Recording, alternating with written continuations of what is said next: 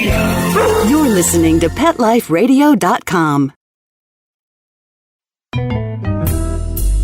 Hello, kitties, and welcome to my world. I would come over and say hello to you, but it's just as easy for you to come to me.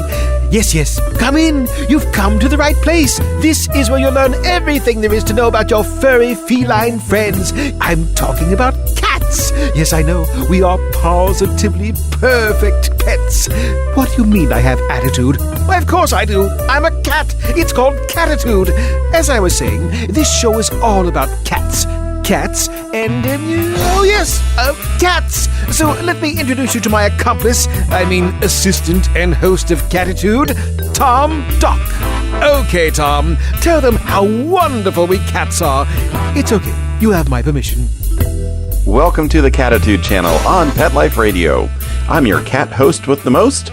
I'm Tom Doc, and let's spend another day talking about those wonderful feline friends, the cats. And of course, we've gone through many of our major popular breeds already, but the cats that we're going to talk about today are actually the fourth most popular cat in the United States per the Cat Fanciers Association, and this was as of 2007, so just last year.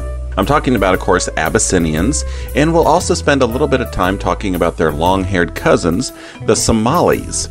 Now, these are absolutely wonderful cats for people who want kind of like their piece of the wild kingdom. These cats have a definite look that's reminiscent of a cat that's literally walked right out of the jungle. They've really got this look of the African Wildcat. The genus and species name of the African Wildcat is Felis lybica. And they look, and of course, the wildcat has been very important in developing our domestic cats over the thousands of years. But they tend to look a lot like these African small wildcats that run around in the savannah. Now, beyond looking wild, Abyssinians and Somalis actually make very good house pets for people who want active cats. Now, these are not your Persians or your Hemis that want to sit there on your lap and get lots of attention.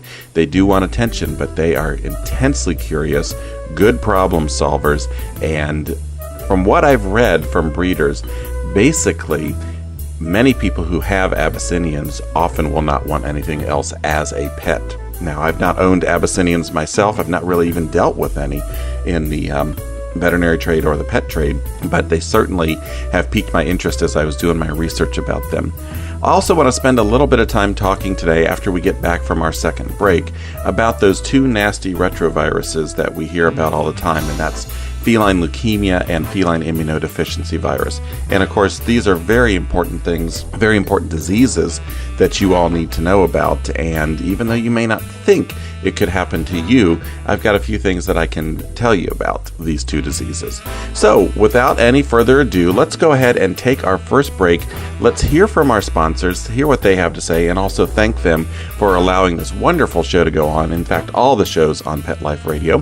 But before we go, let's do our trivia quiz, and this is something that I've started doing, and I hope that you're all enjoying it. Now, Abyssinians that we're going to be talking about today were first brought back to Britain somewhere in the late 1860s, early 1870s, and they were brought back from Abyssinia. My question to you, and this should be pretty easy, what is the current name of the country of Abyssinia? We'll be right back after these messages. Ooh, do I hear a can being opened? I believe I smell tuna. Cattitude will return after these messages. That should give me enough time to investigate what's going on in the kitchen. Don't have a hissy fit. We'll be right back. I love cleaning the litter box, said no one ever. Luckily, there's World's Best Cat Litter, the litter that promises less mess with less litter. Only World's Best Cat Litter uses the concentrated power of corn to quickly trap odors in tight clumps. And quick clumping means you never have to chisel or scrape the box. Less cleanup with less wasted litter? That's a litter bit amazing. Save $2 on World's Best Cat Litter. Visit www.saveonworldsbest.com. Let's Talk Pets on PetLifeRadio.com. How dare they open a can of tuna and make a sandwich out of it? I can see why some of my celebrity pals prefer lasagna. Well, anyway, I did manage to grab myself the canary while I was in there. quiet, bird. We're going to hear the rest of my show, Cattitude. If you behave, I may not eat you. Until later. Okay, Tom, you may continue. Welcome back to Cattitude. Did you get the trivia answer? What is the current name of the country that was known as Abyssinia? Well, if you guessed Ethiopia, you're absolutely correct, and I hope that wasn't too difficult of a trivia question. And we're talking about Abyssinian cats today, and of course, these cats were first showing up in England around the 1870s, but the origins of the breed are still somewhat of a mystery, and it's, again, like many of our cat breeds, there's exotic stories about where they originated. They certainly look like cats that are depicted in Egyptian art. You have the statues of those cats who have the very alert posture, the body type that's reminiscent of an Abyssinian, very svelte cats. And so a lot of people think that they originated in the Nile Valley, and certainly with people bringing these cats, the soldiers bringing cats back from Abyssinia or Ethiopia, certainly that would tend to agree with that. But there are genetic studies that are going on now, and in case you didn't know, the Abyssinian was the first cat to donate its genome to science to give us an idea of how cats' genetics work. Genetic studies are now showing that the origin of these cats is somewhere along the coast of the Indian Ocean and Southeast Asia, so a little bit further east than where the cats were actually coming from. Now, there is a book at the conclusion that was published at the conclusion of the English war that was going on in Ethiopia at the time, where it's showing a lot of these soldiers bringing the cats back, and it shows a picture of a cat with a ticked coat and certainly no discernible tabby markings that you can see at all. And the description reads, Zula, the property of Miss Captain Barrett Leonard. Now, this is probably the very first Abyssinian that we know of that made it into England. And of course, like anything new that came in over there, they took off immediately. And we're actually starting to see show cats showing up in England as early as the late 1870s. And then, of course, things started coming over here to North America. And the first Abyssinian that was registered by the CFA was actually registered as early as 1917. But here in America, we didn't take to the Abyssinians quite as quickly as the British did. And we really don't see the good, high-quality show cats coming in until about the 1930s. And these were when the show cats were imported over from Britain. And also, like a lot of the cats that we have talked about already, World Wars I and II really decimated their populations. In fact, in North America, after World War II, the population of Abyssinians had actually gotten down to 12 cats. There's a really good website that you might want to go to that talks a little bit about the Abyssinian history, actually shows some names, some very old pictures of Abyssinian cats, as well as the cats' names. And the website is abyssinianclub.com. So that's pretty straightforward, abyssinianclub.com. And like the CFA website, they've got the colors and the standards, but also give more of a breed profile and a lot more of the history. And I think, like all of our cat friends, this is such an interesting development, how these breeds were developed over the course of time. Now, the Somalis, on the other hand, are much more of a recent development. As we know, as we talked about before, long-haired cats are simply a recessive mutation. So long-hairs can show up in any type or any breeding program because of the recessive mutation, the recessive gene. And long-haired Abyssinian kittens were showing up probably as early as people started breeding them. But it wasn't until the late 1960s, so just 40 years ago, that the Somalis actually started being bred purposefully. And just like their Abyssinian colors, these Abyssinian cousins, these are cats that look like they've just walked out of a jungle. In fact, their nickname is the fox cat. And I think that that's a pretty interesting thing for the Somalis, because if you look at this cat, because of the ticked coat and the big tufted ears, they do somewhat look, and the look is reminiscent of a fox. Now, the first official Somali to be shown was in 1979, and certainly this is a breed that we need to watch because they are very active and intelligent like their Abyssinian cousins, but just not a lot is known about them at this point in time. I think the thing that is so interesting to me about the Abyssinian cats is that they are very unique genetically. There's a single mutant coat pattern gene that makes them what they are. And we've talked about this before, that all cats are genetically tabbies.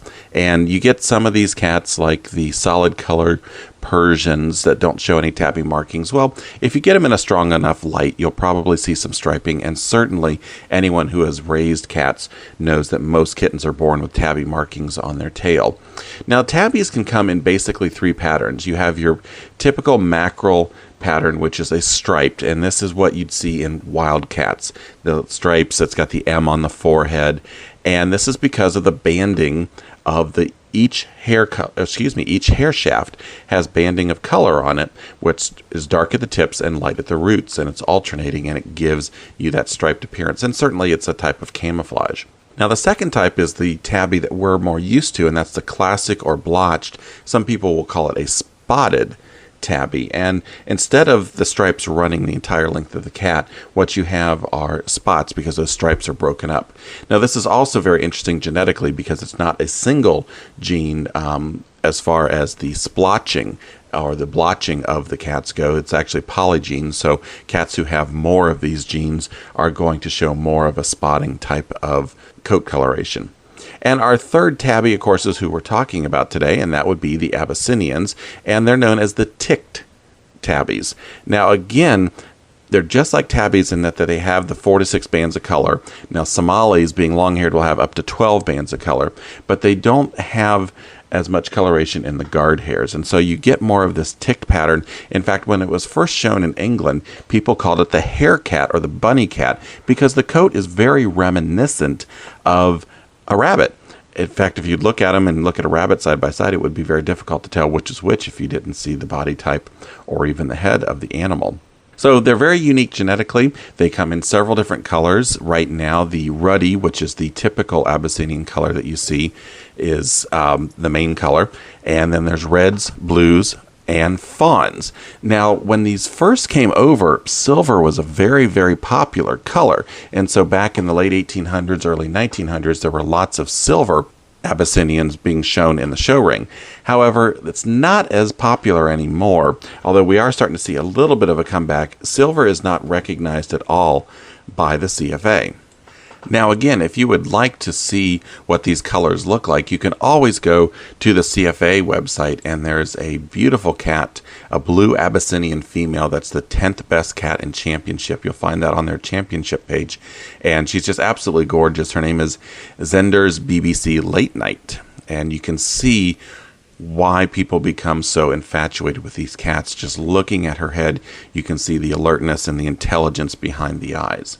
And of course, the AbyssinianClub.com also has pictures of all the recognized colors at this time. The ruddy or usual coloration, and there's a great picture of Harrow's Jake up there.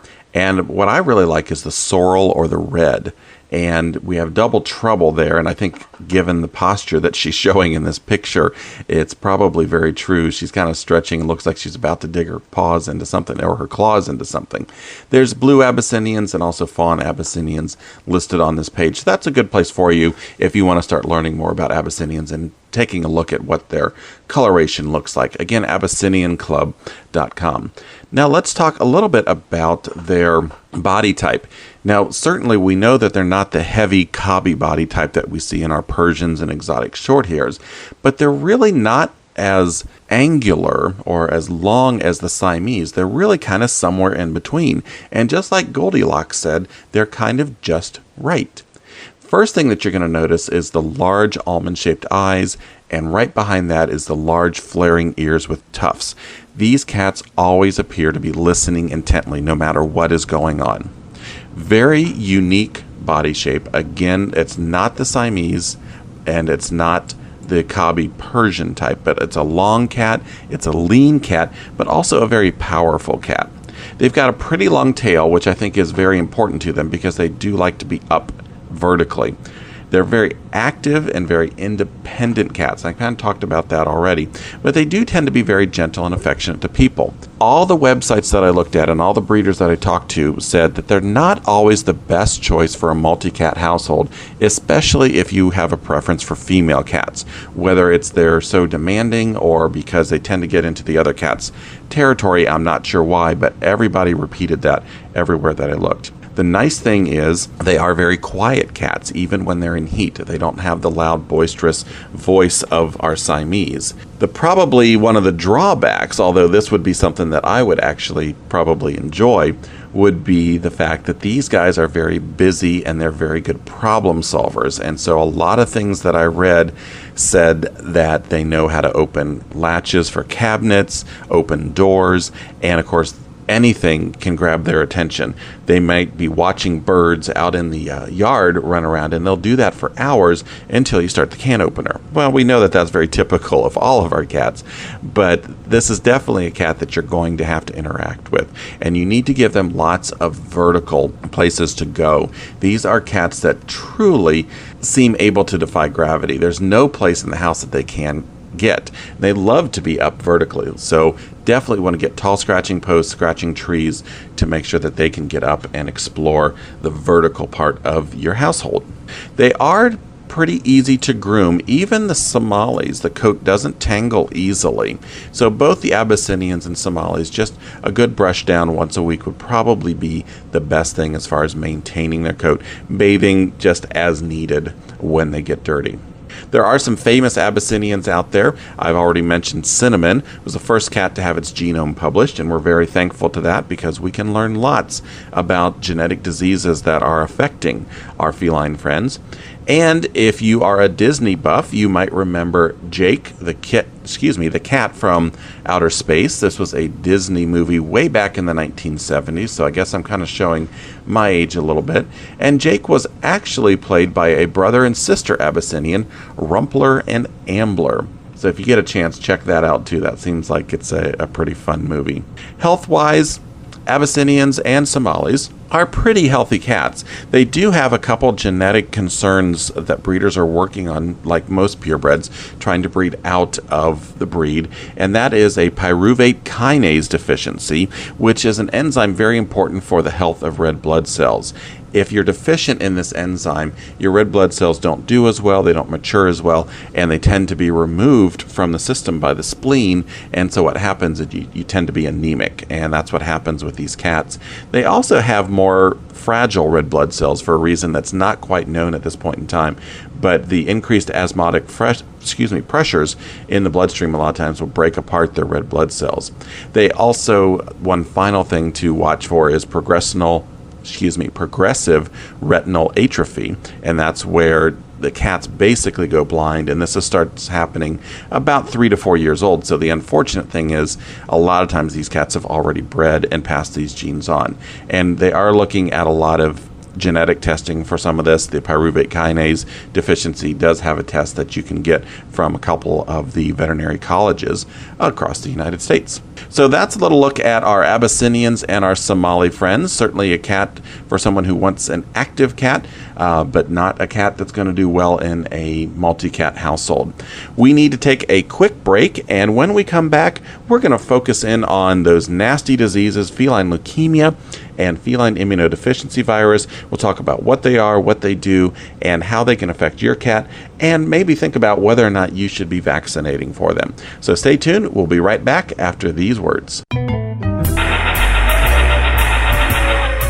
Ooh, do I hear a can being opened? I believe I smell tuna. Cattitude will return after these messages. That should give me enough time to investigate what's going on in the kitchen. Don't have a hissy fit. We'll be right back. Molly, here's your dinner. Zeus, that's not your food.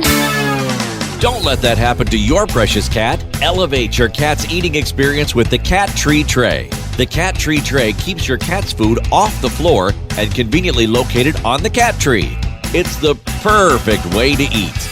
It's a beautiful wrought iron tray that easily attaches to your cat tree and keeps dogs and other critters out of your cat's dish. A must for multi-pet households. There's a 6-inch tray for large bowls and a 4-inch tray for smaller bowls.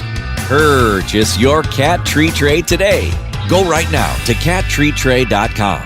That's cattreetray.com. CATTREETRAY.com.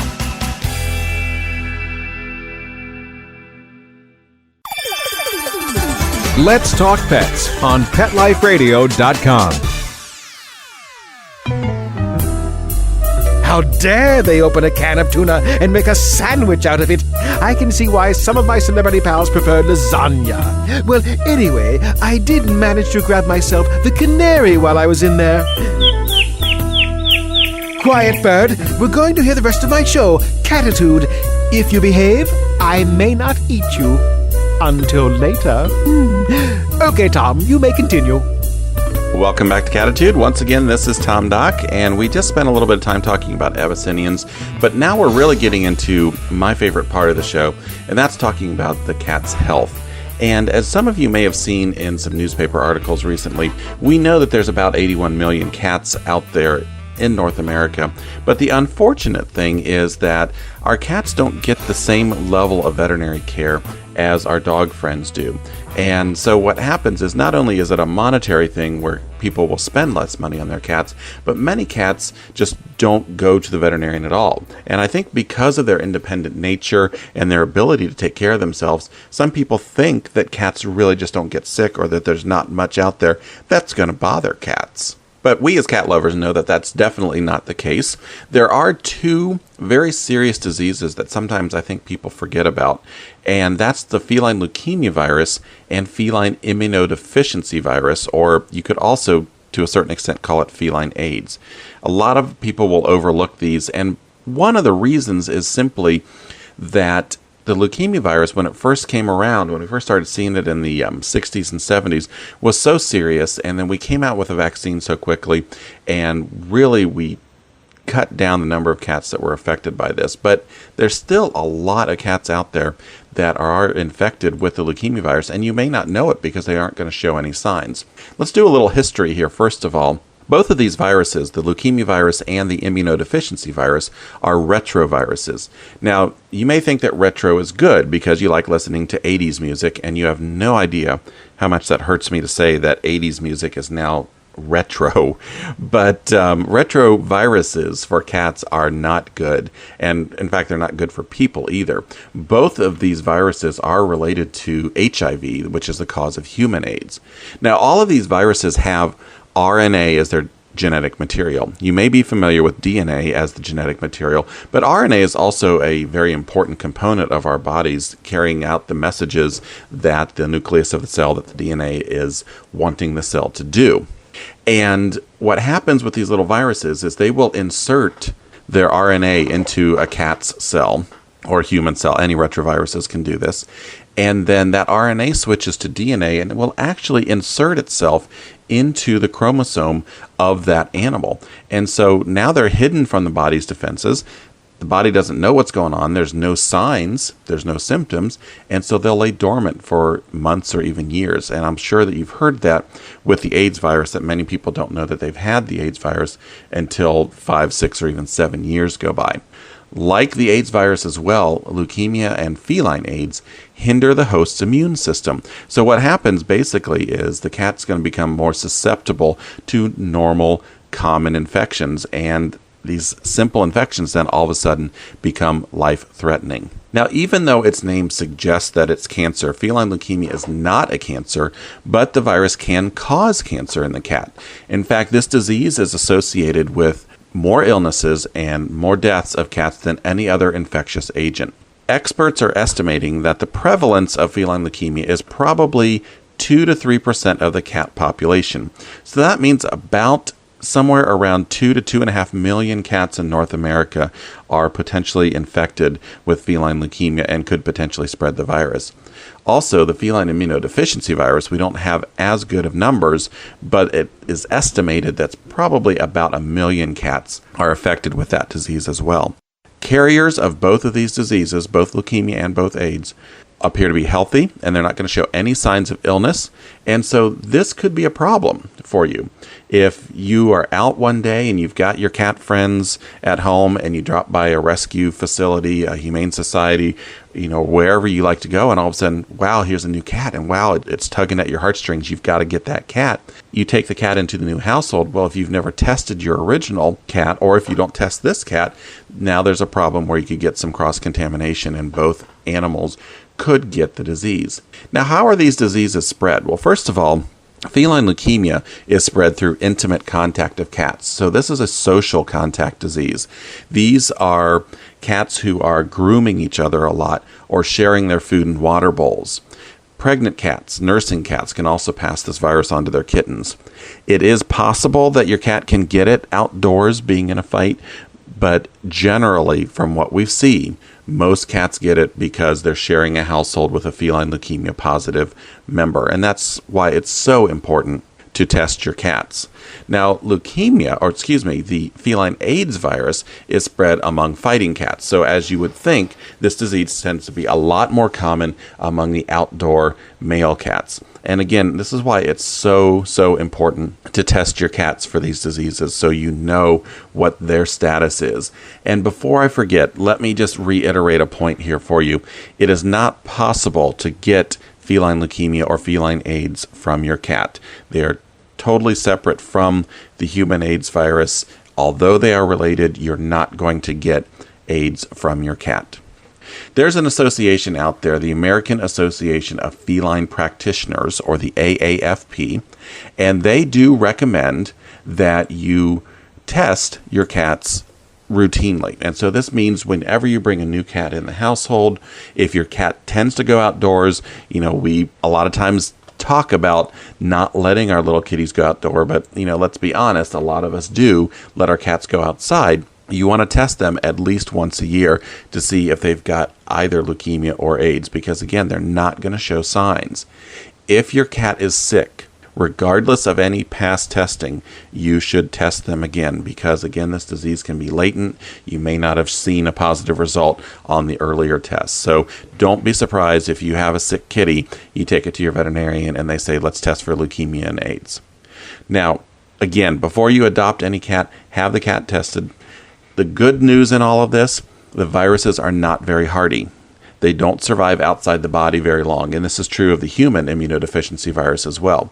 Also, most household cleaners will destroy the viruses. So if you're good at cleaning the cat's water bowls and litter boxes and things like that, you're not going to have to worry about the virus staying around. I know many people who keep leukemia positive cats, who keep AIDS positive cats. They may keep them separate from the other cats in the household, but they do keep them because these cats can live for many years in a carrier state, but certainly they can live for a long time. Now, like I said at the top of this part of our show, vaccines are available. You can get vaccinated for your cat. You can get a feline leukemia vaccine or even a feline immunodeficiency virus vaccine. But the AAFP recommends highly that you only use these vaccines if your cat is at risk. So again, if you have a multi-cat household where some of the cats are going indoors and out, you haven't tested them all, that's a risk factor for feline leukemia. If you have a tomcat or any cat who loves to go outside, they certainly have a possibility of picking up feline AIDS from fighting with other cats, and we certainly know that our cats like to do that. Now, if you go to the American Association of Feline Practitioners website, which is AAF as in feline, P as in practitioners, aafponline.org, or their new client-friendly website, which is catvets.com, you can find out all of the interesting things that they have to say about vaccination and whether or not your cats are at risk. Now, this is kind of a difficult subject for me because I do believe highly in making sure that our animals are vaccinated well. But I also know that there's a lot of concerns out there over the last 10 to 15 years where people are really, really concerned about their cat getting cancer from vaccines. Well, let me kind of set the record straight here.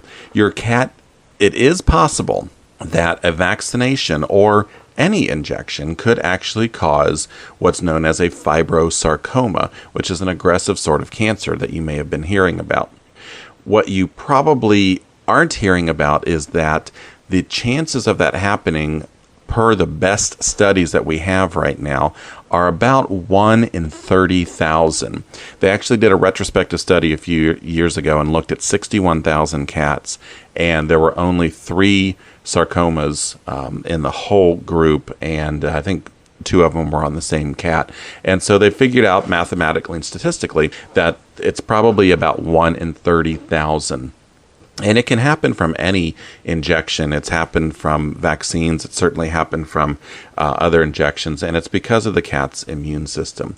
So while this is a good reason not to vaccinate, you also have to keep in mind that if your cat is at risk, they are at a much higher chance of getting the disease than they are of getting the cancer that is associated with the vaccine. Let's back up just a little bit. I mentioned that 2 to 3% of the cat population has feline leukemia. So that means somewhere between 1.5 to 2.5 million cats. We also know that not everybody brings their cats in for vaccines. Basically, and I won't run through all the math, but certainly email me if you want me to. It shows that even if the chances of getting cancer from the vaccine were 1 in 1,000, we would still have a lot more cats dying from feline leukemia than we would actually having cancer. So talk with your veterinarian. That's my main point I want to carry to you today is if you have a cat, talk honestly about the cat's risk factors. A lot of us say that our cats don't go outside because we let them run just in our yard, or we've got a screened-in patio, or whatever.